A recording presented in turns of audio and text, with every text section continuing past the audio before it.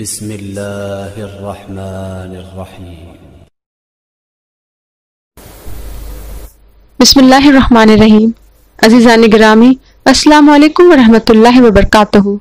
اللہ کی ذات سے امید ہے کہ آپ سب خیریت سے ہوں۔ میں سمیہ مریم آپ کے لیے مختصر خلاصہ قرآن لے کر آئی ہوں۔ آج میں 23ویں پارے کا بیان کروں گی۔ سورہ یاسین قرآن کا دل ہے، یعنی اس میں قرآن کی دعوت کو پرزور طریقے سے پیش کیا گیا ہے۔ مرنے والوں پر پڑھنے کا حکم دیا گیا ہے تاکہ تمام اسلامی عقائد تازہ ہو جائیں اور آخرت کی منزل کو مرنے والا اپنی آنکھوں سے دیکھ لے۔ فرمایا، جب سور پھونکا جائے گا تو لوگ اپنی اپنی قبروں سے اٹھ کھڑے ہوں گے، گھبرا کر کہیں گے، یہ کس نے ہماری خوابگاہ سے ہمیں اٹھایا؟ ان سے کہا جائے گا، یہ وہی چیز ہے جس کا رحمان نے تم سے وعدہ کیا تھا اور رسولوں کی بات سچی تھی۔ ایک زور کی آواز ہوگی اور سب کے سب ہمارے سامنے حاضر کر دیے جائیں گے۔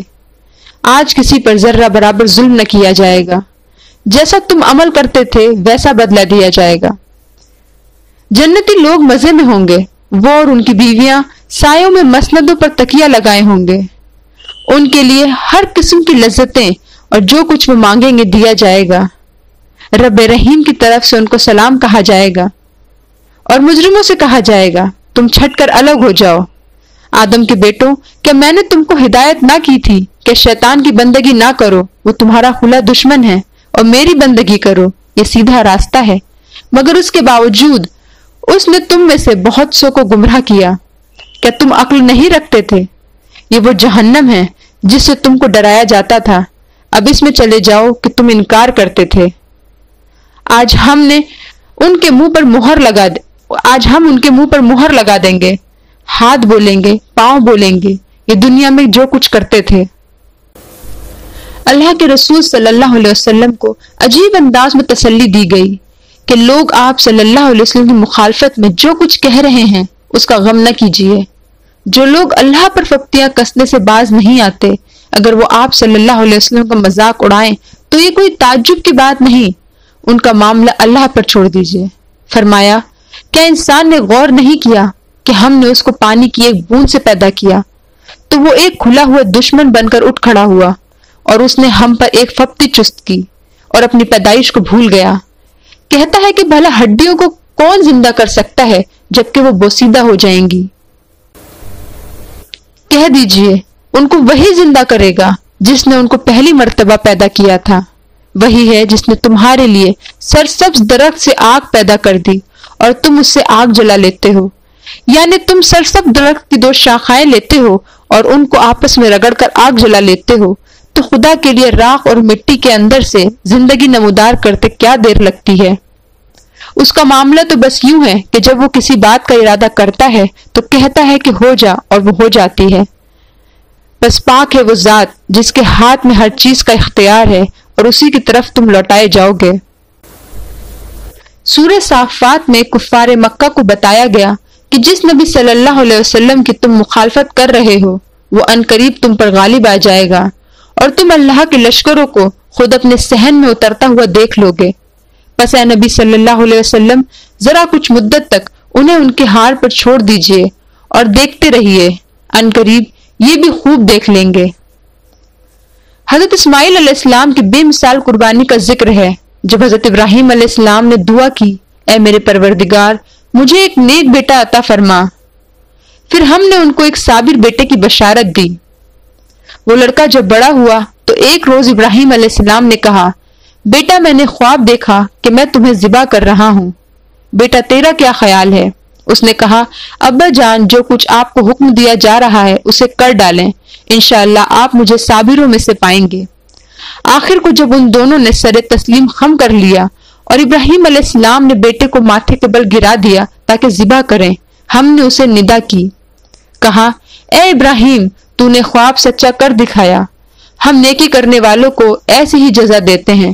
یقیناً یہ ایک کھلی آزمائش تھی، اور ہم نے ایک بڑی قربانی فدیے میں دے کر اس بچے کو چھڑا لیا اور بعد کے لوگوں میں اسے جاری کر دیا۔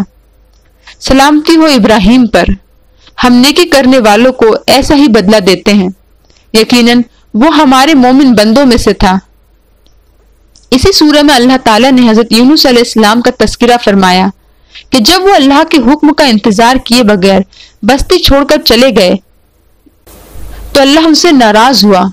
راستے میں وہ کشتی میں سوار ہوئے اور زیادہ افراد کی وجہ سے وہ ڈگمگانے لگی، چنانچہ قرعہ اندازی کی گئی کہ کسے کشتی سے اترنا ہوگا۔ قرعہ حضرت یونس علیہ السلام کے نام کا نکلا اور وہ سمندر میں اتار دیے گئے۔ پھر مچھلی نے انہیں نگل لیا۔ انہیں اپنے قصور کا احساس ہوا اور اللہ تعالیٰ سے انہوں نے تسبیح پڑھ کر معافی مانگی، لا الہ الا انت سبحانک انی کنت من الظالمین۔ اگر یونس علیہ السلام مچھلی کے پیٹ میں استغفار نہ کرتے تو قیامت تک مچھلی کے پیٹ میں پڑے رہتے۔ آخرکار بڑی سقیم حالت میں مچھلی نے انہیں ایک چٹیل زمین پر پھینک دیا اور وہی قدرتی طور پر اللہ نے ایک بیلدار درخت اگا دیا جس کا پھل انہوں نے کھایا۔ پھر وہ اپنی قوم کی طرف آئے، انہیں اسلام کی دعوت دی، وہ سب مسلمان ہوئے اور ایک عرصہ تک رہے۔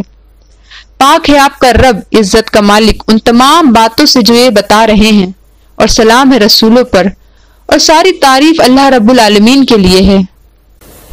سورہ 7 کی ابتدا اس تبصرے سے ہوتی ہے جو اللہ نے قریش مکہ کی ان باتوں پر کیا ہے جو وہ آپ صلی اللہ علیہ وسلم کی رسالت، توحید اور دین کی دعوت کے جواب میں بطور مہم آبادی میں کہتے پھرتے تھے۔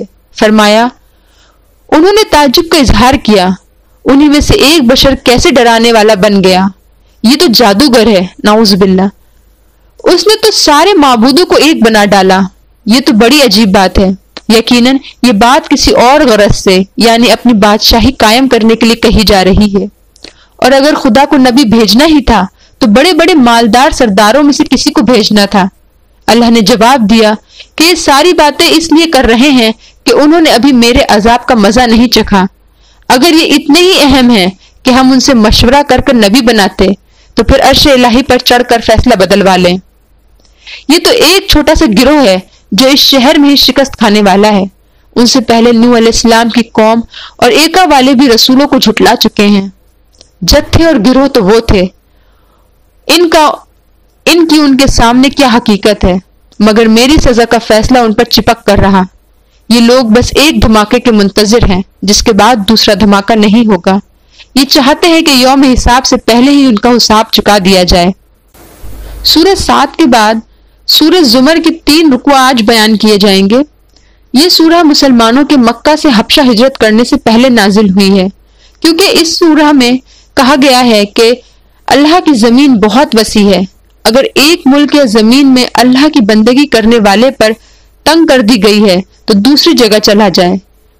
اس میں نبی صلی اللہ علیہ وسلم کی دعوت کا اصل مقصد واضح کیا گیا ہے۔ انسانوں کو چاہیے کہ خالص اللہ کی بندگی اختیار کرے اور کسی دوسرے کی اطاعت اور عبادت سے اپنی خدا پرستی کو آلودہ نہ کرے، اور دین خالص یعنی بے میل اطاعت صرف اللہ کا حق ہے۔ رہے وہ لوگ جنہوں نے اس کے سوا دوسروں کو سرپرست بنا رکھا ہے اور کہتے ہیں کہ ہم ان کی عبادت صرف اس لیے کرتے ہیں کہ وہ اللہ تک ہمیں پہنچانے کا ذریعہ ہیں، اللہ یقیناً ان کے درمیان ان تمام باتوں کا فیصلہ فرما دے گا جن میں وہ اختلاف کر رہے ہیں، یعنی اللہ تک پہنچانے کا ذریعہ بننے والوں کے متعلق بھی۔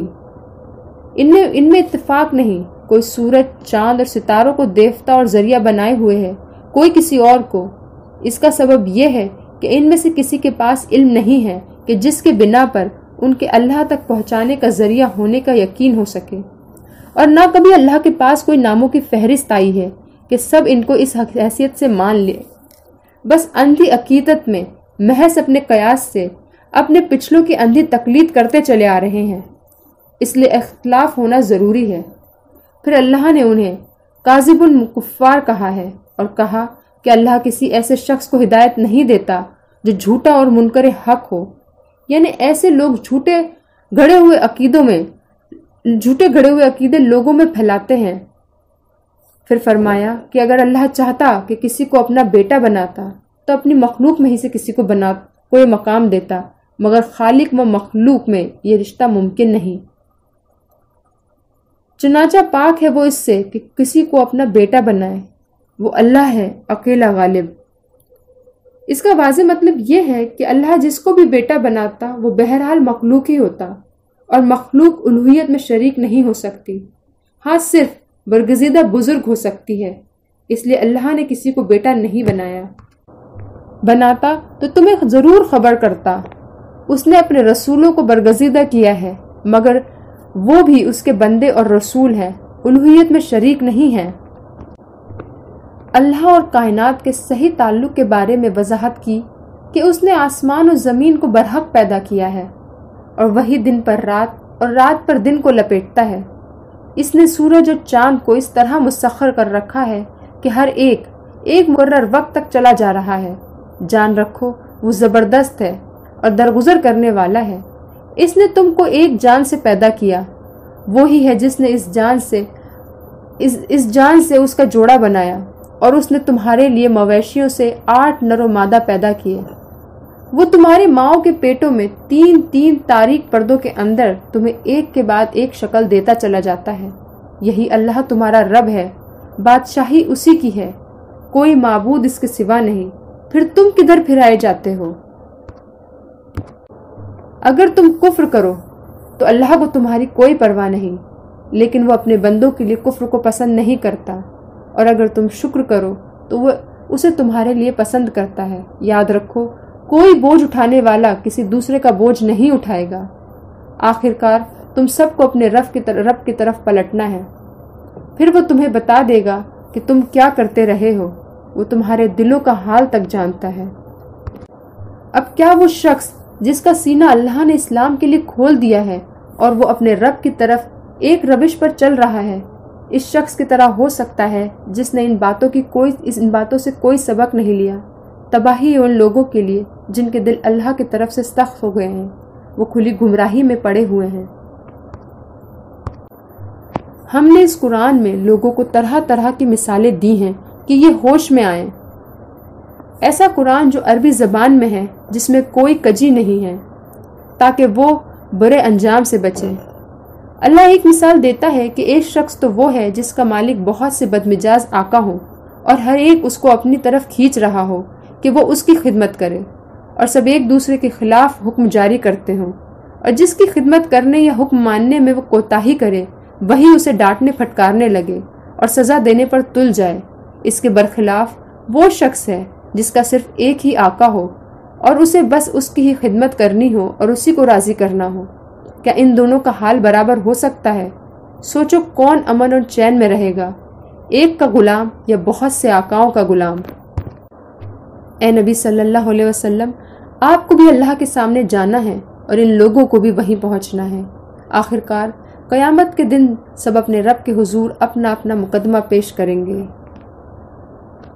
آج کا بیان ختم ہوا۔